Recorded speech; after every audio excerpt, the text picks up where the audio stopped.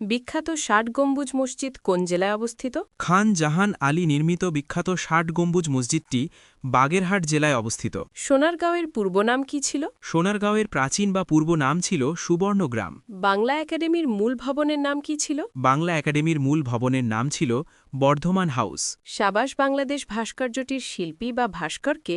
সাবাস বাংলাদেশ ভাস্কর্যটির শিল্পী বা ভাস্কর হলেন প্রখ্যাত বাংলাদেশী চিত্রশিল্পী ও ভাস্কর নিতুন কুণ্ডু। খাঁচার ভিতর অচিন পাখি কেমনে আসে যায় মরমী গানটির রচয়িতাকে? খাঁচার ভিতর অচিন পাখি কেমনে আসে যায় বিখ্যাত এই মরমী গানটির রচয়িতা হলেন মরমী সাধক বাউল সম্রাট ফকির লালন শাহ। সেন্ট মার্টিন দ্বীপ বাংলাদেশের কোন জেলায় অবস্থিত?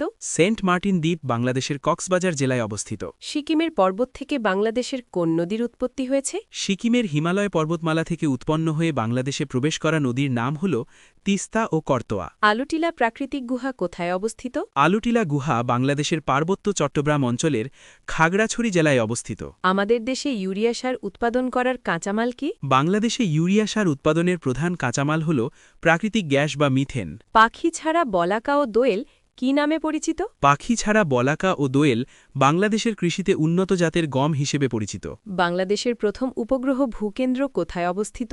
বাংলাদেশের প্রথম উপগ্রহ ভূকেন্দ্র রাঙামাটি জেলার কাউখালী উপজেলার বেদবনিয়াতে অবস্থিত। কোন ব্যাংক বাংলাদেশে প্রথম মোবাইল ব্যাংকিং শুরু করে? বাংলাদেশে প্রথম মোবাইল ব্যাংকিং সেবা চালু করে ডাচ বাংলা ব্যাংক লিমিটেড। বাংলাদেশের প্রধান আইন কর্মকর্তার পদবি কি? বাংলাদেশের প্রধান আইন কর্মকর্তার পদবি হল অ্যাটর্নি জেনারেল। বাংলাদেশ কত সালে ইসলামী সহযোগিতা সংস্থা ওআইসি এর সদস্যপদ লাভ করে? বাংলাদেশ ১৯৭৪ সালের ২৩শে ফেব্রুয়ারি ইসলামী সহযোগিতা সংস্থা ওআইসি এর সদস্যপদ লাভ করে। বাংলাদেশের জাতীয় পতাকার ডিজাইনার কে? বাংলাদেশের বর্তমান জাতীয় পতাকার মূল ডিজাইনার হলেন শিল্পী কামরুল হাসান। ৭১-এর মুক্তিযুদ্ধভিত্তিক প্রথম ভাস্কর্য কোনটি? ৭১-এর মুক্তিযুদ্ধভিত্তিক প্রথম ভাস্কর্য হল গাজীপুরের চৌরাস্তায় অবস্থিত জাগ্রত চৌরঙ্গী। তৎকালীন মেজর জিয়াউর রহমান কোন বেতার কেন্দ্র থেকে বাংলাদেশের স্বাধীনতা ঘোষণা করেন? তৎকালীন মেজর জিয়াউর রহমান চট্টগ্রামের কালুরঘাট বেতার কেন্দ্র তথা স্বাধীন বাংলা বেতার কেন্দ্র থেকে বাংলাদেশের স্বাধীনতা ঘোষণা করেন।